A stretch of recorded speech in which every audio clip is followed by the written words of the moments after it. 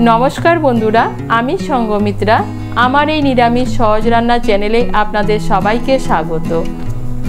आज आमी बानाচ্ছি निरामिष बेसनेर धोकार डालना। आपनारा खूब सहजेই बाड़ीते बानिয়ে নিতে পারেন এই রেসিপিটি। प्रथमेই आलूटाके ग्रेट करे नेब। एखाने आमी একটা মাঝারি সাইজের आलू নিয়েছি, आलूटाके সেদ্ধ করে নিয়েছি। এখন आलूटाके একটা গ্রেটারের সাহায্যে গ্রেট করে নেব।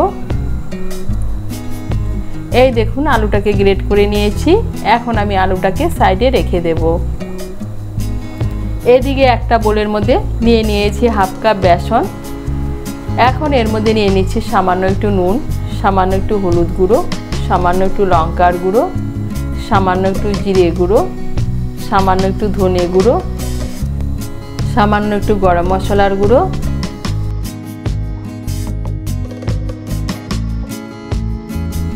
আর নিয়ে নিচ্ছি সামান্য একটু ধনে পাতা কুচি। সমস্ত উপকরণ ভালো করে মিশিয়ে নেব।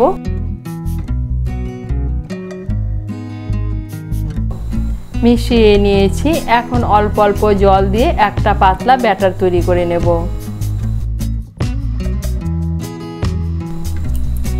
এই দেখুন অল্প অল্প জল দিয়ে একটা পাতলা ব্যাটার তৈরি করে নিয়েছি। আমি এটাকেও এখন সাইডে রেখে দেব। এখন একটা মশলার পেস্ট বানিয়ে নেব। তার জন্য নিয়েছি মিক্সির ছোট জার। এর মধ্যে নিয়ে নিচ্ছি 1 টিস্পুন গোটা জিরে, 1 টিস্পুন গোটা ধনে, ছোট 3 টুকরো আদা, দুটো পাকা কাঁচা লঙ্কা, আর নিয়ে নিচ্ছি একটা মাঝারি সাইজের টমেটো। এগুলো দিয়ে একটা মিহি পেস্ট বানিয়ে নেব। এখন আমি রান্নাটা শুরু করব। তার জন্য কড়াই বসিয়েছি। কড়াইতে দিয়ে দিচ্ছি 1 চামচ সাদা তেল। এখন এর মধ্যে দিয়ে দিচ্ছি আমি বেসন দিয়ে যে ব্যাটারটা বানিয়ে নিয়েছি সেই বেসনের ব্যাটারটাকে মিশিয়ে নিয়ে একটু নাড়াচাড়া করে নেব।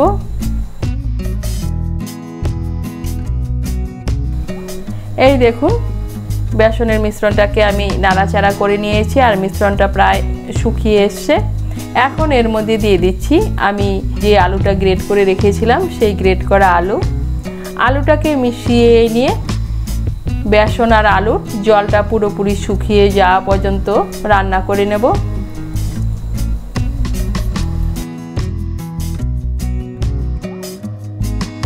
এই দেখুন বেসন আর আলুটা মিশিয়ে নিয়ে একটা ডো বানিয়ে নিয়েছি আর ডোটা কড়াই থেকে উঠে আসছে। এখন আমি এই ডোটাকে একটা থালায় নামিয়ে নেব।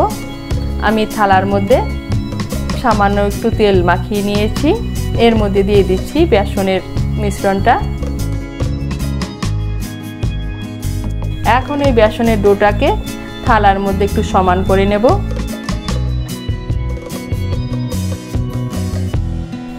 এই দেখুন থালার মধ্যে সমান করে নিয়েছি। এখন এটাকে ঠান্ডা হতে দেব। ঠান্ডা হলে তারপর আমি এটাকে পছন্দ অনুযায়ী কেটে নেব।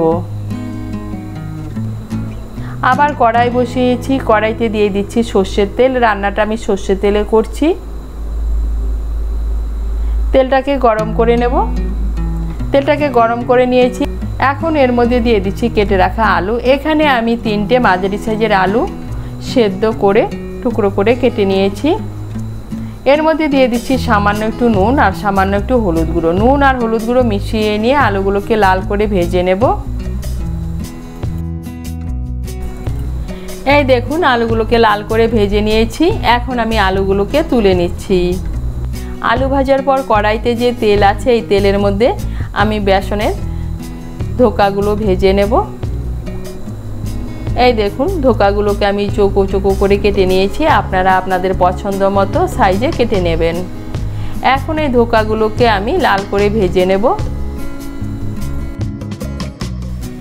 এই দেখুন আমি ধোকাগুলোকে লাল করে ভেজে নিয়েছি।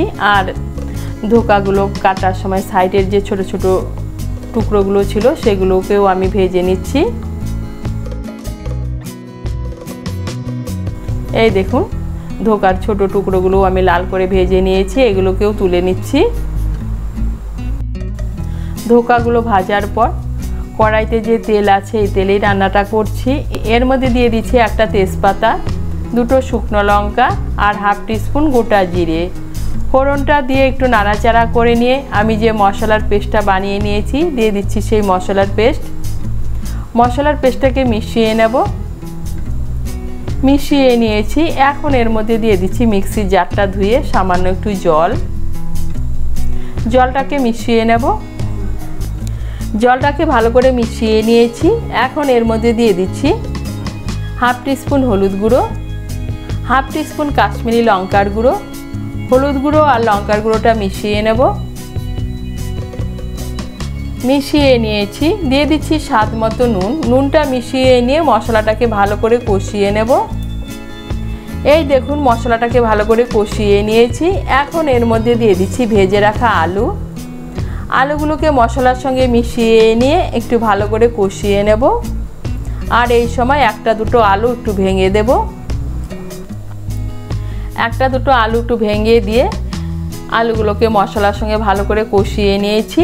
এখন এর মধ্যে দিয়ে দিচ্ছি জল। আপনারা যেরকম ঝোল খাবেন সেই অনুযায়ী জল দেবেন। আমি এর মধ্যে 2 কাপ আর হাফ কাপ গরম জল দিচ্ছি। জলটাকে মিশিয়ে নিয়ে ঝোলটাকে ভালো করে ফুটিয়ে নেব। এই দেখুন ঝোলটাকে ভালো করে ফুটিয়ে নিয়েছি। এখন এর মধ্যে দিয়ে দিচ্ছি ভেজে রাখা বেসনের ধোকাগুলো।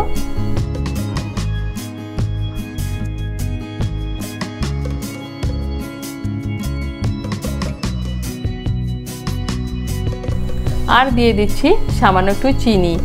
মিশিয়ে নিয়ে আঁচটাকে মিডিয়াম করে 3-4 মিনিটের জন্য ঢেকে দেব।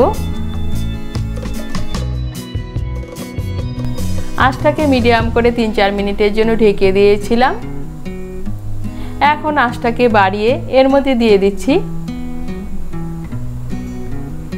চিড়ে রাখা কাঁচা লঙ্কা, হাফ টিস্পুন গরম মশলার গুঁড়ো আর 1 চামচ ঘি। মিশিয়ে নেব।